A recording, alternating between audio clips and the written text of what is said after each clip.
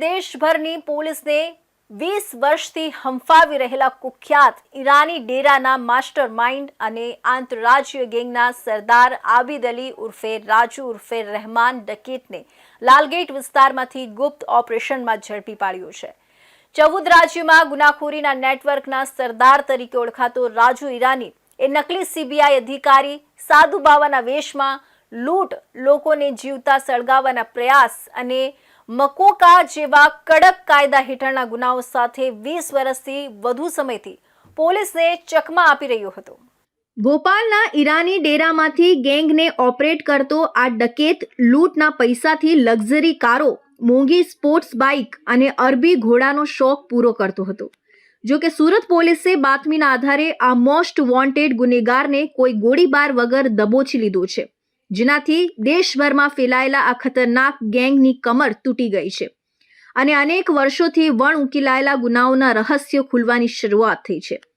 રાજુ ઈરાની સામે દેશભરમાં અનેક ગંભીર ગુનાઓ નોંધાયેલા છે।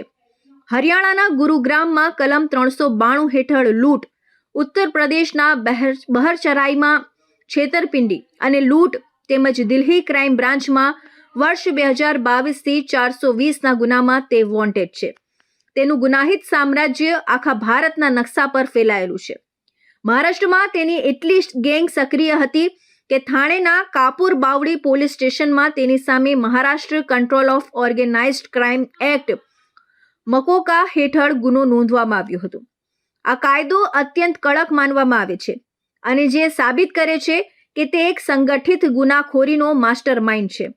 આરોપીનું આખું નામ આબિદ અલી ઉર્ફે રાજુ ઉર્ફે રહેમાન ડકેત અસ્મત અલી ઈરાની છે। તે ભોપાલના કરોંદ વિસ્તારમાં આવેલી શિયા મસ્જિદ પાસેની અમન કોલોનીનો રહેવાસી છે। પોલીસ રેકોર્ડ પર તે માત્ર એક ચોર કે લૂંટારો નથી, પણ એક ગેંગ લોર્ડ છે, જે અનેક રાજ્યોમાં સક્રિય અનેક પેટા ગેંગોનું સંચાલન કરતો હતો। રાજુ ઈરાની માત્ર લૂંટારો જ નથી, પણ ક્રૂર માનસિકતા ધરાવતો આરોપી છે। રાજુ ઈરાની અને તેનો ભાઈ ઝાકિર અલી મોજ શોખની જિંદગી જીવતા હતા। લૂંટના પૈસામાંથી તેમણે લક્ઝરી કારોનો કાફલો જમા કર્યો હતો। તેમને અરબી ઘોડા પાળવાનો અને મોંઘી સ્પોર્ટ્સ બાઇક ચલાવવાનો પણ શોખ છે। ગુનાના પૈસાથી વૈભવી જીવન જીવતા આ ભાઈઓ ઈરાની ડેરામાં ડોન જેવો મોભો ધરાવતા હતા। આરોપી રાજુનો ગુનાહિત ઇતિહાસ 2006થી શરૂ થાય છે, જ્યારે તેની સામે પહેલીવાર ભોપાલમાં અપહરણનો કેસ નોંધાયો હતો। ત્યાર પછી 2014, 2015, 2016 અને 2020માં સતત ગંભીર હુમલા અને આર્મ્સ એક્ટ હેઠળ કેસ નોંધાતા રહ્યા। પુણેમાં 2013માં અને ભિવંડીમાં 2017માં પણ તેણે ગુનાઓ આચર્યા હતા। માત્ર ઉત્તર કે મધ્ય ભારત નહીં, પણ 2019 અને 2020માં કલકત્તાના ગ્રીસ પાર્ક અને શ્યામપુરા વિસ્તારોમાં પણ રાજુએ અનેક લૂંટની ઘટનાઓને અંજામ આપ્યો હતો। પશ્ચિમ બંગાળ પોલીસ પણ લાંબા સમયથી તેની કુંડળી શોધી રહી હતી। રાજુ ઈરાની તેની ગેંગના સભ્યો માટે એક કોર્પોરેટ લીડરની જેમ કામ કરતો હતો। જો ગેંગનો કોઈ સભ્ય પકડાય તો તેના જામીન કરાવવા, વકીલ રોકવો અને તેના પરિવારના ભરણ પોષણની જવાબદારી રાજુ ઉપાડતો હતો। બદલામાં તે દરેક લૂંટમાં મોટો હિસ્સો મેળવતો હતો। આ સંગઠિત માળખાને કારણે તેની ગેંગ વર્ષો સુધી પોલીસથી બચી શકી હતી। ભોપાલનો ઈરાની ડેરા વર્ષોથી પોલીસ માટે પડકારરૂપ રહ્યો છે। રાજુ ઈરાની આ ડેરાનો સર્વે સર્વા ગણાતો હતો। અહીંથી જ આખા ભારતનું નેટવર્ક ઓપરેટ થતું હતું। રાજુ અહીં બેસીને ટીમો નક્કી કરતો કે કઈ ગેંગ દક્ષિણ ભારતમાં જશે અને કઈ પશ્ચિમમાં। તે ગેંગના સભ્યોને હિન્દીમાં પોલીસ જેવો પ્રભાવ કેવી રીતે પાડવો તેની ટ્રેનિંગ પણ આપતો હતો। આ ગેંગની સૌથી મોટી ખાસિયત તેમની નકલ કરવાની ક્ષમતા છે। તેઓ મોટા ભાગે સફારી શૂટ પહેરીને ફરે છે અને પોતાની ઓળખ સીબીઆઈ અધિકારી કે ઉચ્ચ પોલીસ અધિકારી તરીકે આપે છે। વૃદ્ધો અને એકલા જતા નાગરિકોને ટાર્ગેટ કરી તેઓ પોલીસ હોવાનો રોફ જમાવે છે। આગળ ચેકિંગ ચાલુ છે, તમે સોનાના દાગીના પહેરીને કેમ ફરો છો એવું કહીને તેઓ લોકોના ઘરેણાં કઢાવે છે અને રૂમાલમાં લપેટીને આપવાના બહાને નજર ચૂકવી અસલી ઘરેણાંની ચોરી કરી લે છે। રાજુ ઈરાનીની ગેંગ બેંકો કે મોટા જ્વેલરી શોરૂમની બહાર વોચ રાખે છે। જ્યારે કોઈ વ્યક્તિ રોકડ રકમ કે દાગીના લઈને નીકળે ત્યારે ગેંગના સભ્યો તેમના કપડા પર ગંદકી અથવા ખંજવાળ આવે એવું કેમિકલ ફેંકે છે. ભોગ બનનાર વ્યક્તિ જેવું પોતાનું ધ્યાન કપડાં સાફ કરવામાં ભટકાવે તે જ સેકન્ડે ગેંગના સભ્યો તેમનો કિંમતી સામાન લઈને ગાયબ થઈ જાય છે. આ કામ એટલી ઝડપથી થાય છે કે ભોગ બનનારને લૂંટાયાનો અહેસાસ ઘણીવાર ઘરે ગયા પછી થાય છે.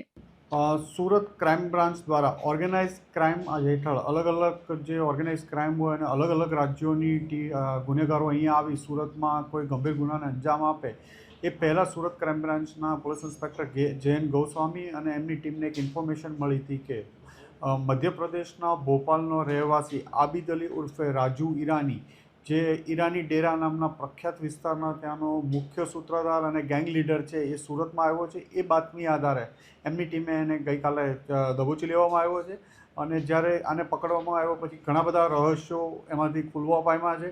રાજુ ઈરાની ઉર્ફે રહેમાન ડકેતના નામથી પણ ત્યાં ભોપાલમાં પ્રખ્યાત છે અને અસંખ્ય ગુનાઓ આચર્યા. 2013-14થી ત્યાં 13-14 વર્ષથી એ ઈરાની ડેરા અમનનગર સોસાયટી છે ત્યાં રહે છે અને અલગ અલગ 6 ગેંગનો મુખ્ય સૂત્રધાર ગેંગ લીડર છે એ અને એનો ભાઈ જાકીર અલી.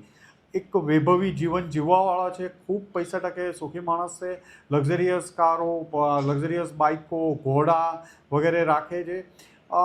જ્યારે અલગ અલગ આમની ગેંગો કામ કરતી હોય ચીટિંગની કે કોઈ ડુપ્લિકેટ CBI ઓફિસર બનીને કરે અથવા પોલીસ ઓફિસર બનીને લોકોને વચ્ચે છેતર વૃદ્ધોને મેજોરિટી ટાર્ગેટ કરતા હોય છે. એ સિવાય જમીનો ખાલી કરાવવાનું, વેપન સાથે પકડાવવાનું, પછી એ ઉપરાંત ધાર્મિક બાવા સાધુ બનીને એમની પાસેથી વેશ ધારણ કરી લોકોના ઘરેણાં લૂંટી લેવા, મોબાઈલ લૂંટી લેવા, આવા અલગ અલગ એમો હેઠળ આમની અલગ અલગ ગેંગો અલગ અલગ રાજ્યોમાં કામ કરે છે. અને આ તમામ ગેંગોનો મુખ્ય સૂત્રધાર કે ગેંગ લીડર કહેવાય એ રાજુ ઈરાની અને એનો ભાઈ જાકીર ઈરાની છે. આ બંને ભાઈઓ જે અલગ અલગ ટીમો જાય એમાં 2 કે 3 માણસો આ એમોથી કામ કરશે, બીજા 2 તરત જ મુદ્દામાલ સગે વગે કરવા માટે ત્યાંથી નીકળી જશે અને એ ત્રીજાને પાસ કરશે. એવી રીતે ગેંગ જ્યારે પકડાશે ઓરિજિનલ તો પણ મુદ્દામાલ એમની પાસેથી ન મળે અને જ્યારે પોલીસ આ લોકોને પકડવા માટે જાય તેઓ બાળકો અને સ્ત્રીઓને આગળ કરી પોલીસ ઉપર હુમલો કરવાનું અને એના મુખ્ય સૂત્રધારો ત્યાંથી ફરાર થઈ જાય. રાજુ ઈરાની અગાઉ 10થી 12 ગુનાઓમાં પકડાઈ ચૂક્યો છે. અત્યારે 6થી વધુ ગુનાઓમાં વોન્ટેડની માહિતી છે. હજી પૂછપરછ ચાલુ છે. એમના વિરુદ્ધ એમનું જે રાજુ ઈરાનીનું 14 રાજ્યોમાં નેટવર્ક ફેલાયેલું છે, 6થી વધુ રાજ્યોમાં વોન્ટેડ છે અને એક રાજ્યમાં ગુનો કરતાં નામ ખુલે એટલે ત્યાંથી ભાગી બીજી જગ્યાએ જવાનું. ડિસેમ્બરના લાસ્ટ વીકમાં ભોપાલ પોલીસ દ્વારા 150થી વધુ પોલીસ દ્વારા કોમ્બિંગ કરવામાં આવતા ત્યાં 34થી વધુ પુરુષો, 10થી વધુ મહિલાઓને પકડવામાં આવ્યા. આ ગેંગના સભ્યો માત્ર અધિકારી જ નહીં પણ સાધુ કે બાવા પણ બની જાણે છે. જ્યોતિષ કે વિધિના નામે તેઓ ઘરોમાં પ્રવેશ કરે છે. સોનું શુદ્ધ કરી આપવું અથવા કૃપા વરસાવવી જેવી વાતોમાં ફસાવીને તેઓ હજારો લોકોની આજીવન મૂડી લૂંટી ચૂક્યા છે. તેમની બોલવાની ઢબ અને ભોળા લોકોને ફસાવવાની આવડત તેમને વધુ ઘાતક બનાવે છે. જ્યારે પણ કોઈ રાજ્યની પોલીસ ઈરાની ડેરામાં તપાસ કે દરોડા માટે જાય ત્યારે આ ગેંગની સ્ટાન્ડર્ડ મોડસ ઓપરેન્ડી પથ્થરમારાની હોય છે. તેઓ ઘરની મહિલાઓ અને બાળકોને ઢાલ બનાવીને પોલીસ સામે ઊભા કરી દે છે. આ ધમાલ દરમિયાન મુખ્ય ગુનેગાર પાછળના ગુપ્ત રસ્તેથી ભાગી જાય છે. ડિસેમ્બર 2025માં જ્યારે ભોપાલ પોલીસે 150 જવાનો સાથે દરોડા પાડ્યા ત્યારે પણ આવી જ સ્થિતિ સર્જાઈ હતી.